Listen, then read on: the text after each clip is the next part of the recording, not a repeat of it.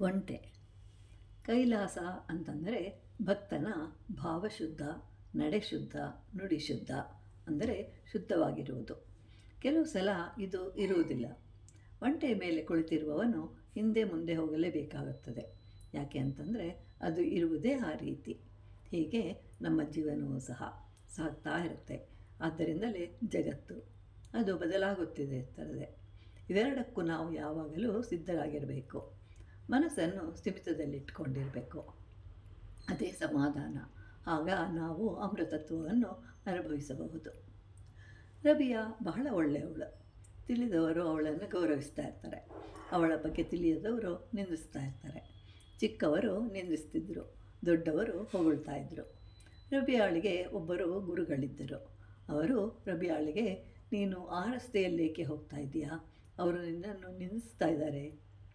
ಆದ್ದರಿಂದ ನೀನು ಬೇರೆ ರಸ್ತೆಯಲ್ಲಿ ಹೋಗಬಹುದು. ಆದರೂ ನೀನು ಮಾತ್ರ ಬೈದಾಗಲೂ ಹೊಗಳಿದಾಗಲೂ ಒಂದೇ ರೀತಿಯಲ್ಲಿ ಇರುತ್ತೀಯಾ? ಕಾರಣವೇನು ಅಂತ ಕೇಳ್ತಾರೆ. ರಬಿಯಾ ನಾಳೆ ಹೇಳ್ತೇನೆ ಅಂತ ಹೇಳ್ತಾಳೆ. ಮಾರನೇ ದಿನ ಗುರುಗಳ ಬಳಿಗೆ ಹೋಗಿ ಒಂದು ಬಟ್ಟೆಯ ತುಂಡನ್ನು ಕೊಡಿ ಅಂತ ಕೇಳ್ತಾಳೆ.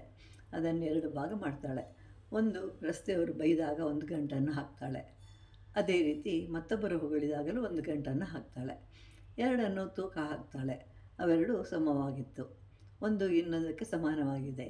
ಹೀಗಿರುವಾಗ ನಾನೇಕೆ ಬೇಸರ ಪಡಬೇಕು ಅಂತ ಹೇಳ್ತಾಳೆ ರಬಿಯಾ ಗುರುಗಳಿಗೆ.